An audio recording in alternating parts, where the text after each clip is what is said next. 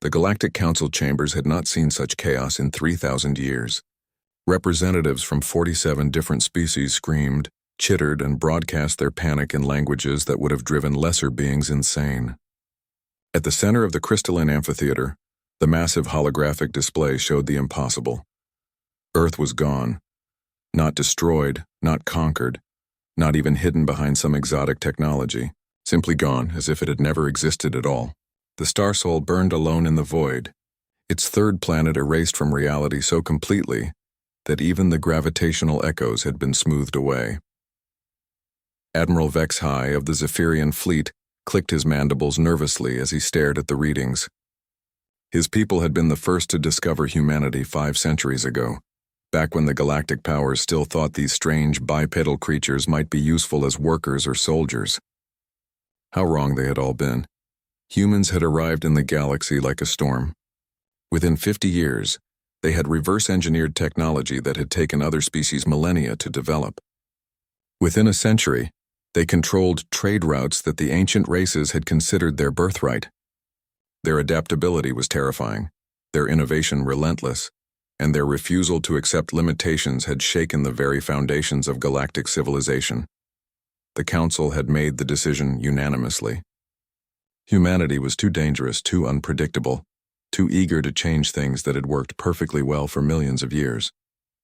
The Purge fleet had been massive, representatives from every major power contributing ships and weapons.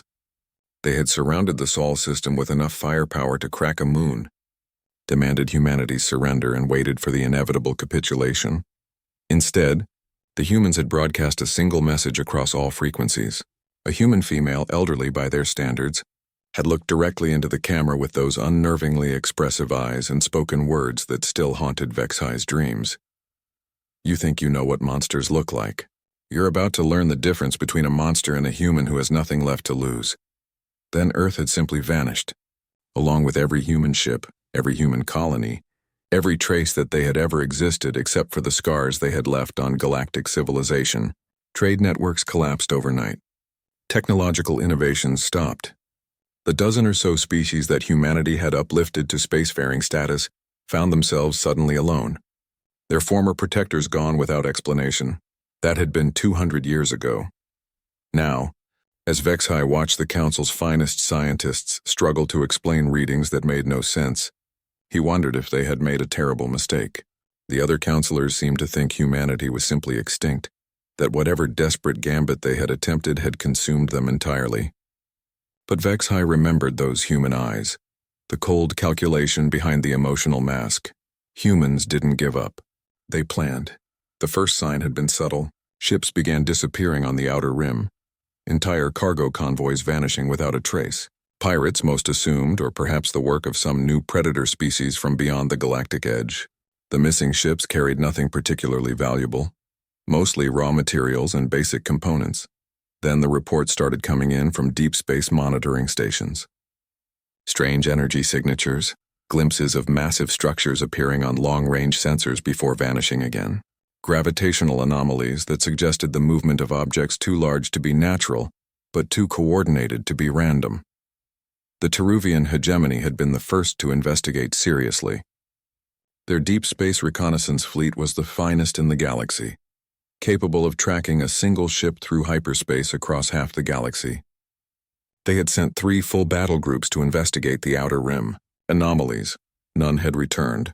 The emergency session of the Galactic Council had been called when the hegemony's backup tracking stations detected something impossible. The 3 battle groups had been detected near the galactic core, moving in perfect formation toward the ancient archives on Zirion Prime. But according to every scanner, every sensor, every method of detection known to galactic science, the ships were completely empty. No life signs, no artificial intelligence signatures, nothing but hollow metal shells moving with obvious purpose. Counselor Thexara of the Quantum Collective raised her crystalline form to address the chamber. The humans are extinct, she broadcast in harmonics that hurt most organic ears.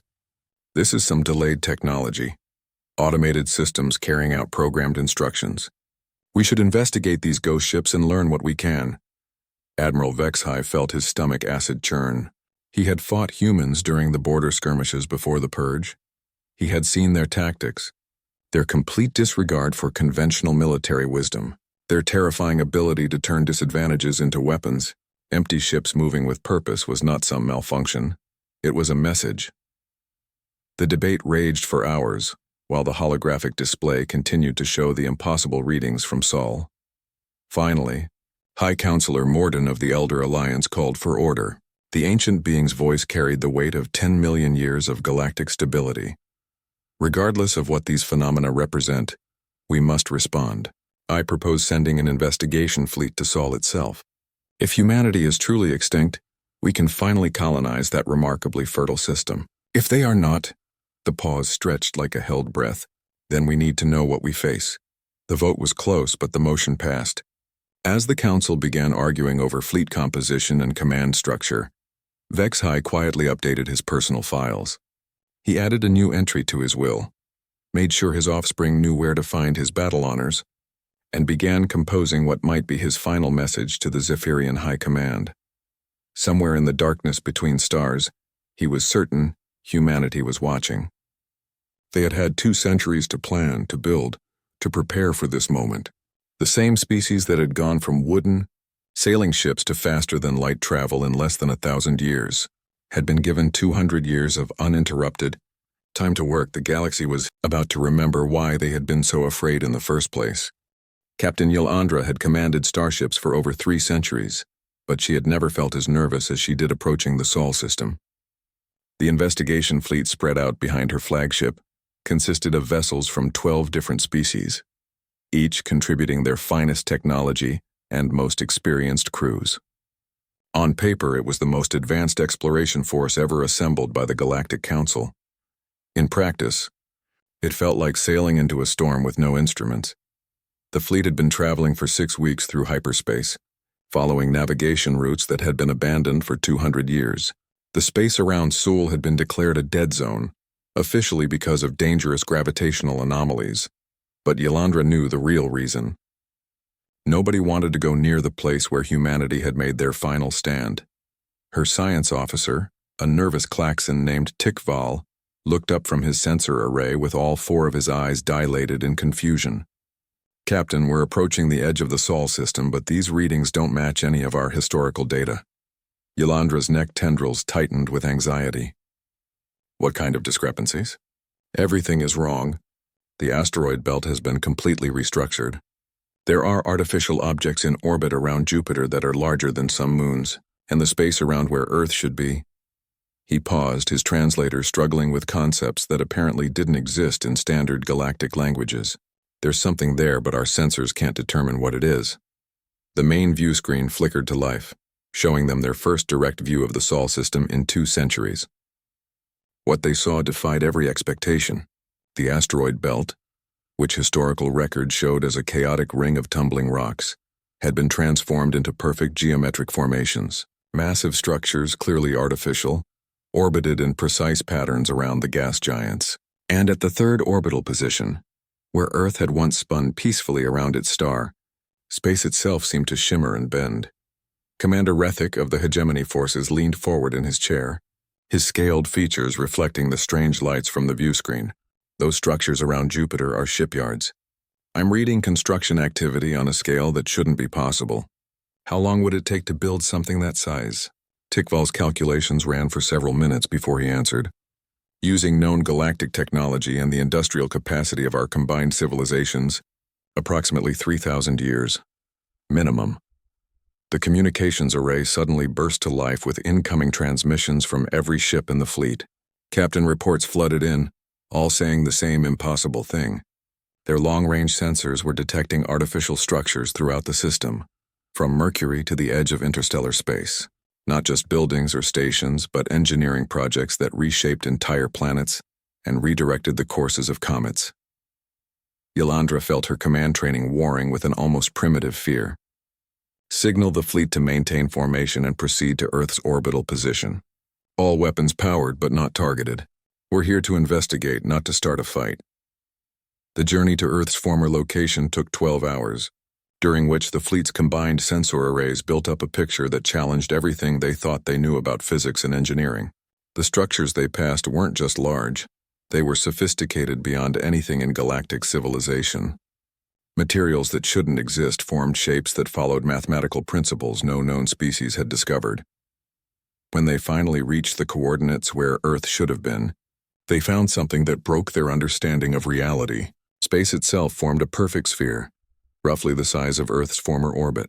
Not empty space, not a solid object, but space that had been shaped and molded like clay. Inside that sphere, sensor readings showed an impossibility, a planet that existed in 13 dimensions simultaneously. Captain, Tikval's voice was barely a whisper. I'm detecting life signs inside that sphere. Billions of them. But the readings suggest they exist partially outside normal spacetime. And there's something else. Before he could explain, every screen in the fleet suddenly displayed the same image. A human face, unmistakably human despite subtle differences that suggested centuries of adaptation and enhancement. The being looked directly out of the screen with eyes that held depths no purely organic mind could possess. Welcome back, the human said in perfect galactic standard, though somehow every crew member heard the words in their own native language. We've been waiting for you. The transmission continued as panic broke out across multiple bridge crews. I am Director Chen of the Earth Defense Consortium. I believe you have some questions about what happened to humanity. The short answer is, we evolved. Yolandra found her voice, though it came out as more of a croak. Evolved into what? The human's smile was genuinely warm, which somehow made it more terrifying. Into something the galaxy needs, whether it wants us or not. You see, while you spent 2 centuries congratulating yourselves on removing the human problem, we spent that time solving a much bigger problem, one that's about to arrive at your doorstep. The fleet's long-range sensors suddenly screamed warnings as massive gravitational distortions appeared at the edge of the solar system.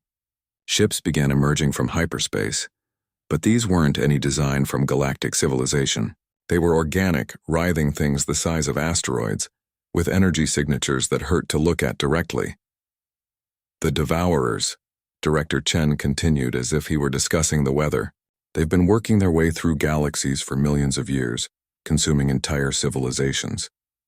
Your long-range monitoring stations at the galactic rim have been going dark for the past 50 years, but your government's classified the information to prevent panic. Commander Rethik's voice cut through the communications chaos. How do you know about classified intelligence? Because we've been watching you, protecting you. Fighting them? The human's expression grew serious. Do you really think it was coincidence that the disappearances started just after we vanished? We've been buying you time, keeping the advanced scouts from reporting back to their main fleet, but they're here now and we can't fight them alone. The alien ships moved with horrible purpose toward the inner system, ignoring the investigation fleet entirely. Their weapons, if they could be called weapons, began reshaping local spacetime, creating fields that dissolved matter at the molecular level. You have a choice, Director Chen said as alarms wailed across every ship in the fleet. Run back to your council and tell them that humanity is extinct, that this is some natural disaster they need to handle on their own. Or stay, learn what we've become, and help us save a galaxy that tried to murder us. Yolandra looked at the nightmare ships approaching and made a decision that would echo through galactic history. We stay. The transport beam that brought Captain Yolandra and her senior officers to Earth felt like dying and being reborn simultaneously. One moment they stood on the bridge of her flagship.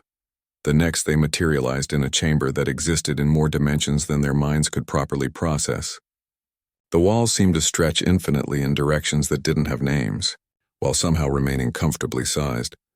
Director Chen waited for them, but now they could see him clearly without the distortion of the communication screens. He was still recognizably human, but enhanced in ways that made their most advanced cybernetic modifications look primitive. His skin had a subtle metallic sheen that suggested integration with materials that existed partially outside normal space. His eyes held depths that seemed to contain entire galaxies of thought and memory. Welcome to New Earth, he said, gesturing to viewing ports that showed impossible vistas. Or perhaps it's more accurate to say, welcome to Earth as it exists across multiple dimensional layers simultaneously. Through the transparent walls, they could see a world that defied physics. Cities floated in geometric formations through what appeared to be solid rock. Oceans flowed upward in spirals that passed through mountains without displacing them. Forests grew in mathematical patterns that hurt to contemplate. their trees bearing fruit that glowed with controlled fusion reactions. Tikval's translator was making sounds of distress as it tried to process concepts for which galactic languages had no words. This is impossible. Matter can't exist in multiple dimensional states simultaneously without catastrophic energy release. Director Chen smiled with what might have been nostalgia. That was true with our old understanding of physics. We've learned better. When you gave us 2 centuries to develop without interference, we didn't just advance our technology. We redesigned the fundamental laws that govern reality in our local space. Commander Rethik's military training was warring with evidence that challenged everything he knew about warfare. How? Even the Elder Alliance, with millions of years of development, couldn't achieve dimensional manipulation on this scale. Because they never had proper motivation, Chen replied, leading them through corridors that seemed to rearrange themselves to accommodate their journey. They were comfortable, successful, secure in their power. We had nothing left to lose and everything to prove. The group emerged onto an observation deck that provided a view of the space around Earth. The investigation fleet hung in the void, looking absurdly primitive compared to the structures surrounding them.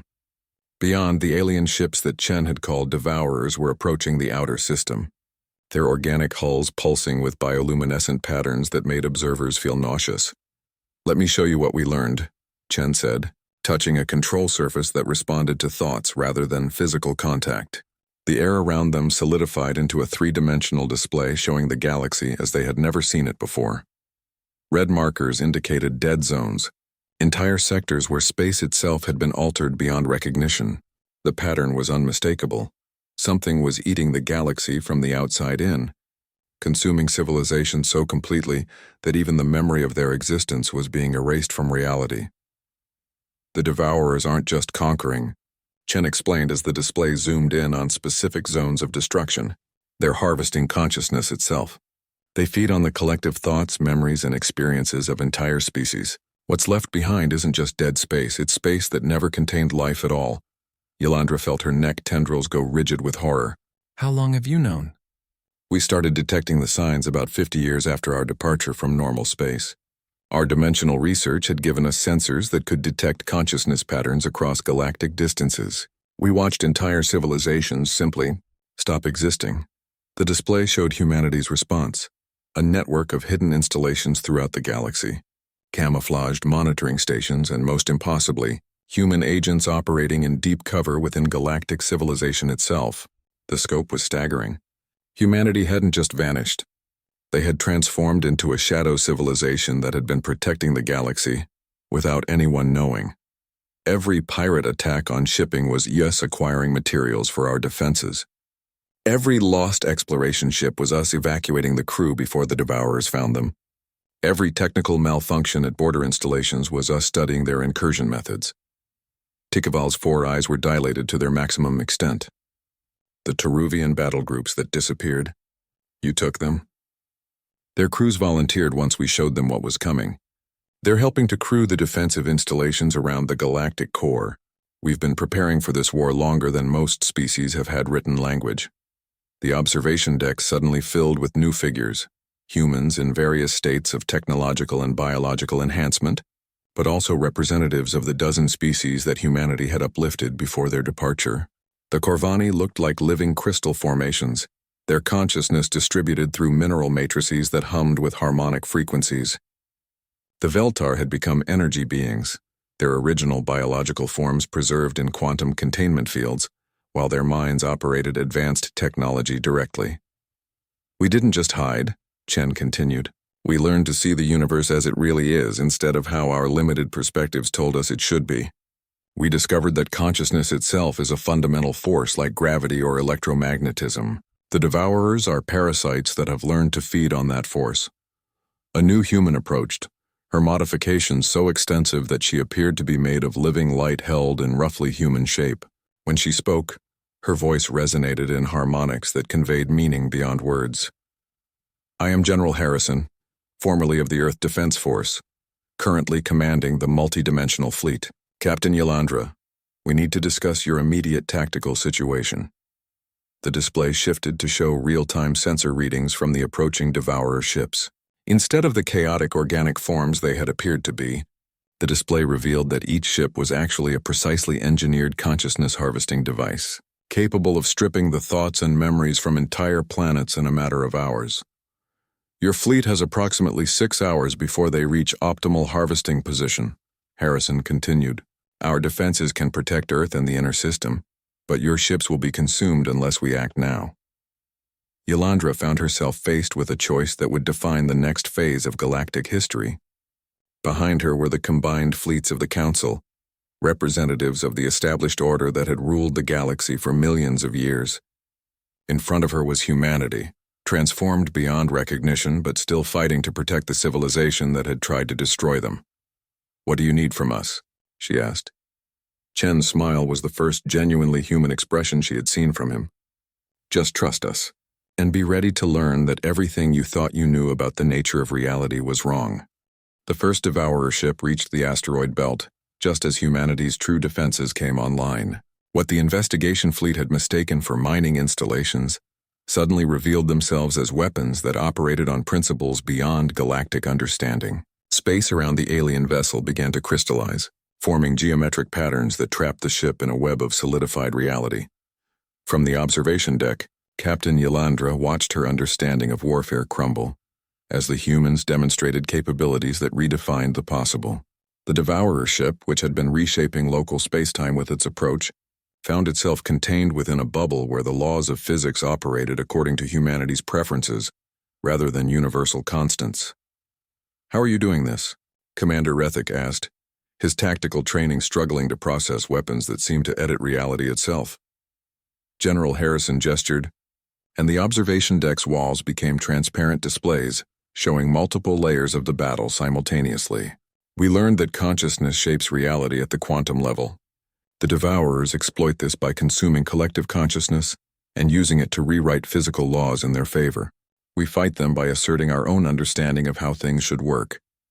The crystallized space around the trapped Devourer began to glow as human consciousness, amplified through technological enhancement and collective will, imposed order on chaos. The alien ship's organic hull started to dissolve as reality itself rejected its existence.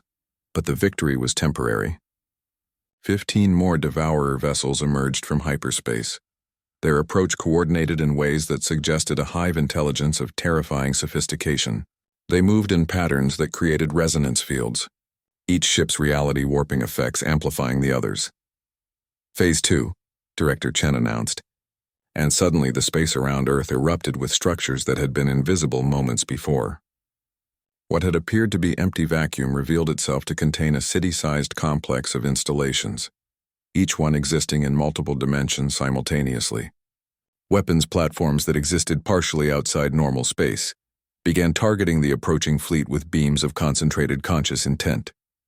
Yolandra's science officer, Tikval, was making noises of distress as his instruments tried to measure energies that operated outside conventional physics. "Captain, their weapons aren't using any known form of energy." "The sensor readings suggest they're firing concepts at the enemy ships." "Not concepts," Chen corrected. "Certainties. We're projecting absolute conviction that those ships cannot exist in our local spacetime. When backed by sufficient consciousness-based energy and the right technological amplification, conviction becomes a physical force."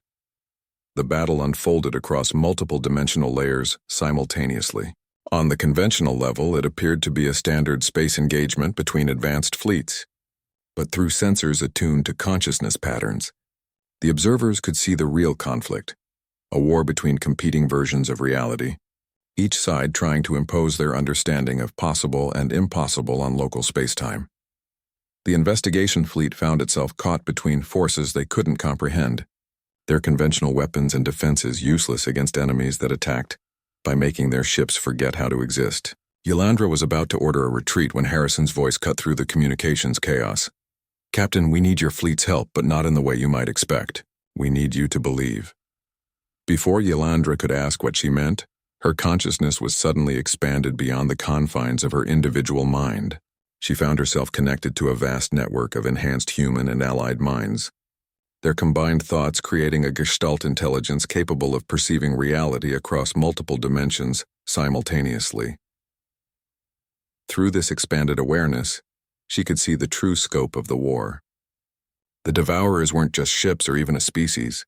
They were fragments of a cosmic intelligence that had consumed entire galactic clusters, growing stronger with each civilization absorbed. Their method was elegantly simple. They convinced reality that consciousness-based life was impossible, making entire species simply cease to exist. But humanity had learned to fight back on the same level. Where the Devourers projected death and impossibility, humans projected life and potential. Where the aliens insisted that consciousness was weak and temporary, humanity demonstrated that properly organized thought could reshape the fundamental structure of existence itself. Now you understand. Chen's voice reached her through the neural link. We're not asking your fleet to fire weapons or follow battle plans. We're asking you to remember what it means to be alive, to be conscious, to refuse to accept limitation. The crews of the investigation fleet, still connected to the human consciousness network, began to understand their role in this impossible battle. Each mind added its own perspective, its own stubborn insistence on the right to exist, to the collective defense. Zephyrian tactical doctrine merged with human innovation, Klaxon scientific precision combined with Teruvian strategic thinking. The effect was immediate and dramatic. The space around the Devourer fleet began to solidify into patterns that reflected the combined will of dozens of species. Where the aliens projected entropy and dissolution, the United Fleet projected order and continuity. Reality itself became a battleground between competing philosophies of existence. One by one, the Devourer ships found their reality-warping abilities countered by a coalition that refused to accept their fundamental premise. Ships that had existed by consuming the thoughts of others discovered that thoughts, when properly organized and amplified, could consume them in return. But victory came at a cost that only became apparent as the battle ended. The human consciousness network had been damaged by the effort required to coordinate multiple species' mental patterns simultaneously. Several of the enhanced humans had burned out completely, their consciousness scattered across multiple dimensions in ways that might never be recoverable. General Harrison's light form flickered as she addressed the exhausted crews. This was just a scouting force. The main Devourer fleet contains millions of ships and consciousness entities that have consumed entire galactic civilizations. What we've shown you today is just the beginning of what will be required to save your galaxy. Yolandra, still reeling from the experience of expanded consciousness, managed to find her voice. What do you need from the Galactic Council? Everything, Director Chen replied. Your fleets, your resources, your people, and most importantly, your willingness to evolve beyond the limitations that have kept your civilization static for millions of years. The Devourers are coming, and conventional warfare won't be enough to stop them. Through the neural link still faintly active, Yolandra could sense the scope of humanity's preparations. Hidden installations throughout the galaxy, consciousness enhancement technology ready for mass deployment, and plans for transforming galactic civilization into something capable of fighting a war that operated on the level of fundamental reality itself. The choice before them was no longer whether to trust humanity, but whether galactic civilization was ready to become something new, or whether it would cling to familiar limitations until the Devourers erased it from existence entirely. The emergency session of the Galactic Council that convened 3 days after the Sol incident was unlike any in recorded history.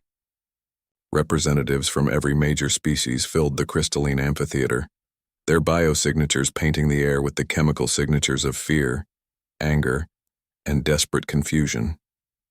The holographic displays showed impossible battle footage, ships being dissolved by weapons that fired solidified concepts, reality itself being rewritten by competing acts of will. High Counselor Morden's ancient form trembled as he called the session to order. 10 million years of galactic stability had not prepared the Elder Alliance for a report that challenged the fundamental nature of existence itself. Captain Yolandra, please present your findings to the Council. Yolandra stood before the assembled representatives, knowing that her words would determine the fate of galactic civilization. Behind her, the massive displays showed sensor readings that most species science considered impossible. Matter existing in multiple dimensions, consciousness patterns being used as weapons, and energy signatures that suggested the laws of physics were more suggestions than absolutes. Honored counselors, humanity is not extinct. They have evolved beyond our current understanding of possible. For the past 2 centuries, they have been fighting a war against entities called devourers, consciousness-consuming parasites that have been systematically destroying civilizations throughout the galaxy. The chamber erupted in voices, chemical signals, and harmonic protests from dozens of species. Counselor Thexara of the Quantum Collective raised her crystalline form, broadcasting skepticism in frequencies that made organic ears ache. These readings are fabricated. No species could develop such capabilities in merely 2 centuries. The evidence is before you, Yolandra replied, her neck tendrils rigid with conviction. Our own sensors recorded the engagement. Commander Rethic's tactical analysis confirms that conventional warfare is useless against these devourer entities. They attack by convincing reality that their targets cannot exist. Admiral Vexhai clicked his mandibles thoughtfully as he studied the tactical data. His centuries of military experience told him that the footage was genuine, but his understanding of physics insisted it was impossible. Assuming these reports are accurate, what do the humans want from us? Before Yolandra could answer, the chamber's air shimmered and Director Chen materialized in the center of the amphitheater. His appearance sent waves of panic through species that had spent 2 centuries believing he was safely extinct. The enhancement modifications he had undergone were more visible now, his skin containing patterns of metal and energy that existed partially outside normal space-time. "We want to save your civilization," Chen said, his voice somehow reaching every representative in their native language simultaneously, whether you want us to or not. High Counselor Morden's voice carried the weight of geological ages. "You stand before the council that voted for your extermination. Why should we believe you have our interests at heart?" Chen's smile held depth that suggested centuries of contemplation. "Because we learned something important during our exile. Consciousness is not a byproduct of complex neural activity. It's a fundamental force of the universe like gravity or electromagnetic radiation. The devourers have learned to harvest it, to feed on the collective thoughts and experiences of entire species. When they consume a civilization, that civilization doesn't just die, it ceases to have ever existed at all." The holographic displays shifted to show a map of the galaxy, with red zones indicating areas where space itself had been altered beyond recognition. The pattern was unmistakable. Something was consuming the galaxy from the edges inward, erasing civilization so completely that even their historical records were being deleted from reality. "Your long-range monitoring stations have been reporting equipment failures for 50 years, Chen continued. "But it's not equipment failure. It's the stations themselves being convinced that they never existed. The Devourers don't just destroy, they edit. They're rewriting the history of the galaxy to exclude any trace of consciousness-based life." Counselor Vecthara of the Hive Minds raised a concern that echoed through the chamber. "If these entities are so powerful, why haven't they consumed us already?" "Because we've been fighting them," Chen replied. "Every pirate attack on your shipping lanes was us acquiring materials for weapons you don't understand yet. Every lost expedition was us evacuating crews before the Devourers found them. Every technical malfunction at your border installations was us studying their infiltration methods." The chamber fell silent as the implications sank in. For 2 centuries, humanity had been conducting a shadow war to protect the civilization that had tried to annihilate them. The scope of their sacrifice was staggering. An entire species had voluntarily transformed itself into something beyond normal existence to fight a threat the galaxy didn't even know existed. "What do you need from us?" High Counselor Morden asked, his ancient voice carrying resignation and newfound respect. "Everything," Chen answered. "Your fleets, your resources, your populations, and most importantly, your willingness to evolve. The main Devourer fleet contains millions of ships and consciousness entities that have absorbed entire galactic civilizations. They've learned tactics from species you've never heard of, because those species no longer exist in any timeline or dimension." He gestured, and the air in the chamber solidified into a 3-dimensional tactical display, showing the true scope of the approaching threat. The Devourer main fleet wasn't just large, it was a traveling collection of consumed civilizations, each absorbed species adding their knowledge and capabilities to a growing cosmic intelligence. "Conventional warfare is useless against them," Chen continued. "They fight by rewriting the fundamental laws that govern reality in local space. To defeat them, we need to do the same thing. We need to transform galactic civilization into something capable of asserting its own understanding of how the universe should work. Counselor Thexara's harmonics carried desperate denial. The changes you're suggesting would fundamentally alter what our species are. We would cease to be ourselves. Yes, Chen agreed. You would become more than yourselves. The choice is simple: evolve or be consumed. The Devourers will be here within 5 years. We can prepare you for that fight, but only if you're willing to let go of limitations that will get you killed. The debate that followed would be remembered as the turning point in galactic history. Some species, particularly the younger races, embraced the necessity of transformation. Others, especially those with millions of years of successful stagnation behind them, rejected the idea of fundamental change even in the face of extinction. In the end, the vote was closer than anyone had expected. 26 species voted to accept humanity's offer of enhancement and tactical support. 21 voted to face the Devourer threat using conventional methods and their own understanding of warfare. As the council session ended, Chen addressed the assembled representatives one final time. We will work with those who choose to evolve. For those who prefer to face this threat alone, we respect your choice, but when the Devourers come, remember that consciousness is the battlefield, and conviction is the only weapon that matters. The galaxy had 5 years to decide what it wanted to become. Humanity would spend that time preparing for a war that would determine whether consciousness itself had a future in their universe. 5 years passed like a fever dream across the galaxy. The species that had chosen to accept humanity's enhancement program found themselves transformed in ways that challenged their fundamental understanding of existence itself. The species that had rejected the offer watched from an increasingly paranoid distance as their neighbors became something new and strange. Captain Yelandra, now Admiral Yelandra of the Integrated Defense Fleet, stood in what had once been her organic body, but was now something far more complex. The enhancement process had been voluntary but irreversible. Her consciousness had been expanded to exist across multiple dimensional layers simultaneously, while her physical form had been rebuilt using materials that existed partially outside normal space-time. She could feel the thoughts of her crew through neural links that operated faster than light-speed communication. Her flagship, the Evolutionary Dawn, was no longer just a vessel, but an extension of her enhanced consciousness. Its weapons and defenses controlled by direct thought rather than clumsy physical interfaces. Through the ship's expanded sensor array, she could perceive the transformation of galactic civilization in real time. The Zephyrian fleet had embraced biotechnological enhancement, their ships growing into living entities that could repair damage by consciously directing their own evolution. The Quantum Collective had learned to exist as distributed consciousness patterns.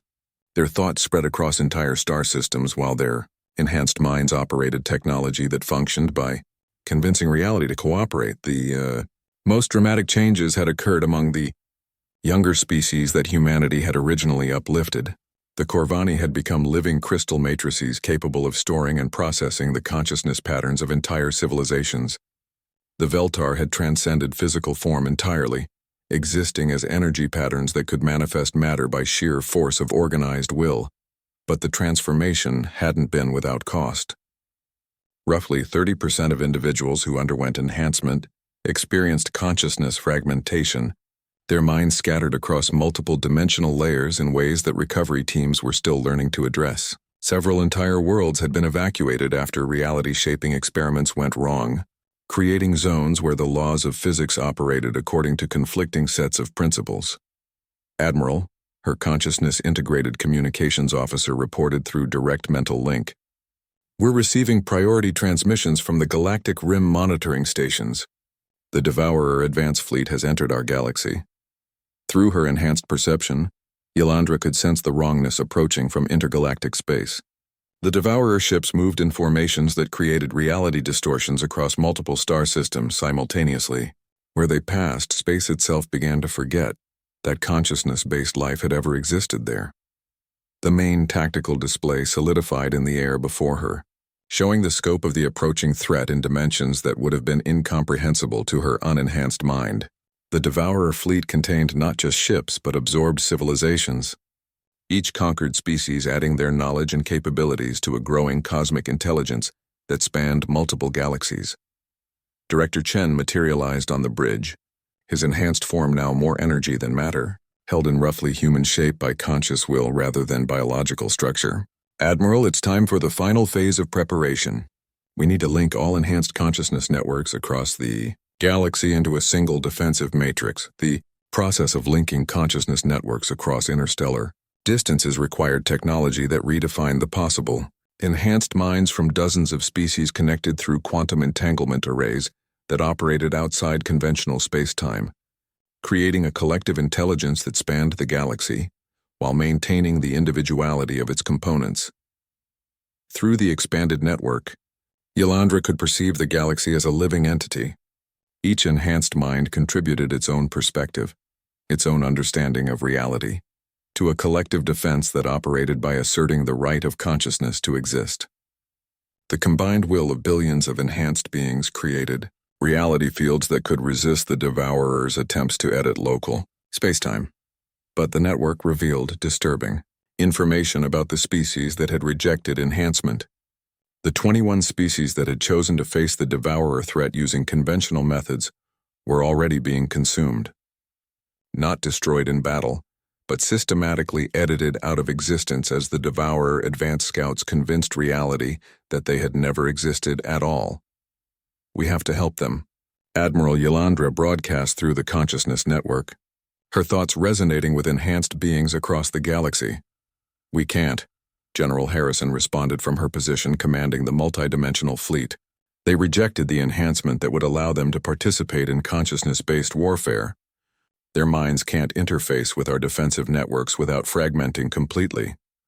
The ethical implications of the situation created ripples of distress through the linked consciousness network.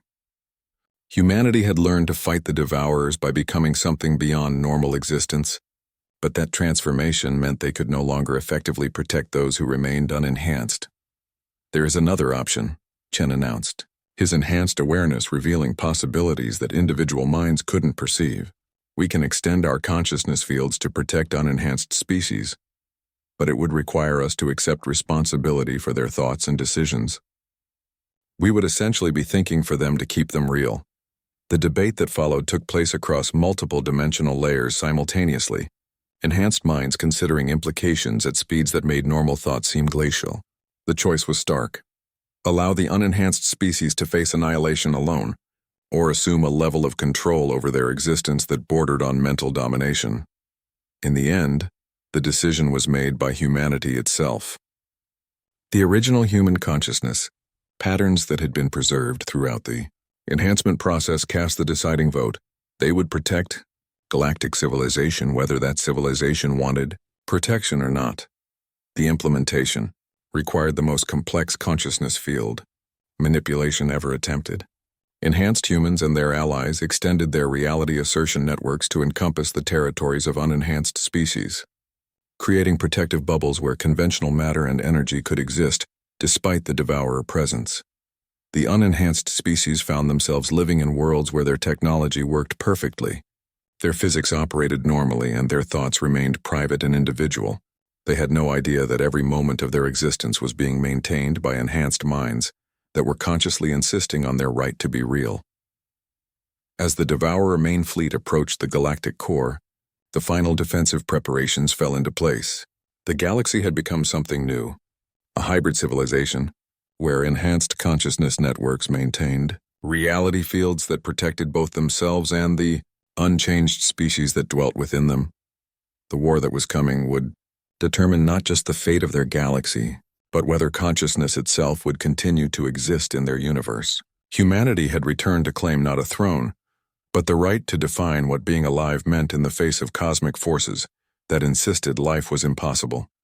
The final battle began not with weapons fire or fleet movements, but with a war of definitions fought across the quantum foundations of reality itself.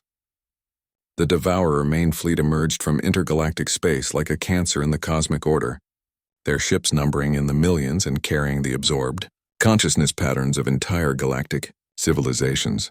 Admiral Ylandra felt the assault, through her enhanced perception as a fundamental wrongness, trying to convince the universe that consciousness was an aberration that needed to be corrected. The Devourer fleet projected a reality field that insisted life was temporary, thought was illusion, and existence was meaningless suffering that could only be ended through consumption. Against this cosmic nihilism, the enhanced consciousness networks of the allied species projected their own understanding of what reality should be, a universe where consciousness was fundamental, where thought shaped existence, and where the right to be real was inherent in the act of being aware. All networks, full integration, Director Chen broadcast through the galaxy-spanning consciousness matrix. His enhanced form existed simultaneously across multiple dimensional layers, coordinating a defense that operated on levels beyond normal space-time. The response was immediate and overwhelming. Enhanced minds from across the galaxy linked together in perfect synchronization, their combined will creating reality fields that could assert the existence of matter, energy, and consciousness against any contradiction. The galaxy itself became a weapon, its enhanced inhabitants using their collective thoughts to insist on the right to exist. The first wave of devourer ships entered the galactic rim and immediately encountered resistance that operated outside their understanding of possible opposition. Where they tried to edit star systems out of existence, enhanced consciousness networks edited them back in. Where they projected fields of entropy and dissolution, the allied species projected order and continuity. But the devourers had consumed dozens of galaxies before arriving at this one. Their main intelligence carried the knowledge and capabilities of countless extinct civilizations, including several that had achieved consciousness enhancement similar to humanity's innovations. The war became a contest between competing visions of what reality could become. Through her position in the consciousness matrix, Admiral Ylandra could perceive the true scope of the battle. Individual engagements that appeared to be conventional space combat were actually philosophical arguments conducted with weapons that fired concentrated conviction. Each side was trying to convince the universe that their understanding of existence was correct. They're adapting, General Harrison reported from her position commanding the multidimensional fleet. The absorbed consciousness patterns they're using include species that developed reality-shaping technology. They're learning to counter our assertion fields. The devourer response was as elegant as it was terrifying. Instead of trying to directly overwhelm the enhanced consciousness networks, they began projecting doubt. Their reality fields whispered suggestions that consciousness enhancement was artificial, that the enhanced beings were no longer truly alive, that their transcendence was actually a form of death that refused to recognize itself.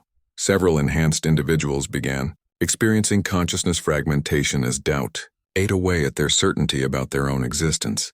Entire sectors of the consciousness matrix flickered, as the beings maintaining them questioned whether they had the right to assert reality on behalf of others. They're using our own philosophical uncertainty against us, Chen announced, his voice carrying through the matrix with harmonics of concern. We need to reinforce our fundamental convictions about the nature and value of consciousness. The solution came from an unexpected source, the unenhanced species that the consciousness matrix had been protecting. Without their knowledge, their minds, limited to conventional spacetime but unmodified by enhancement technology, possessed a simple certainty about their own existence that proved immune to the devourer's doubt-based attacks. Link the unenhanced minds to the matrix, Admiral Ylandra broadcast. Not for enhancement but for confirmation. Let them provide certainty about basic existence while we handle the reality shaping.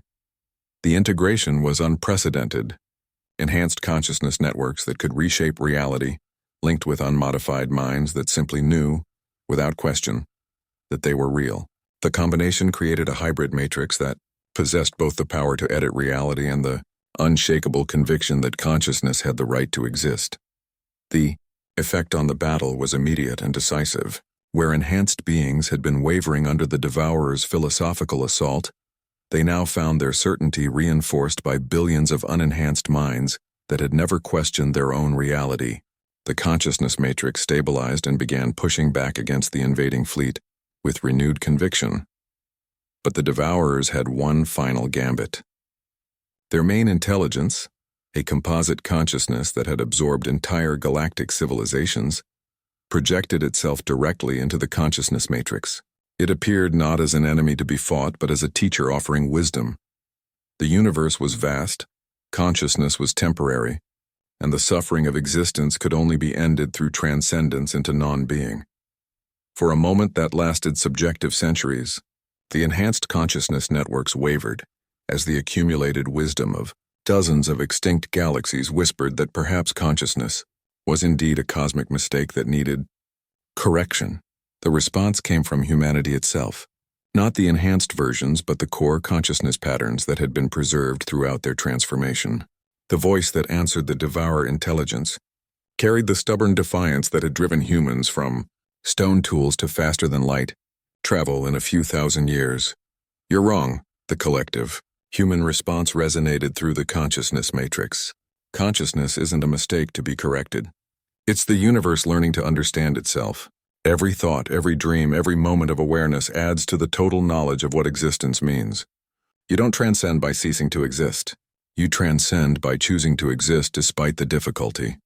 The philosophical argument became a reality war, fought across multiple dimensional layers simultaneously.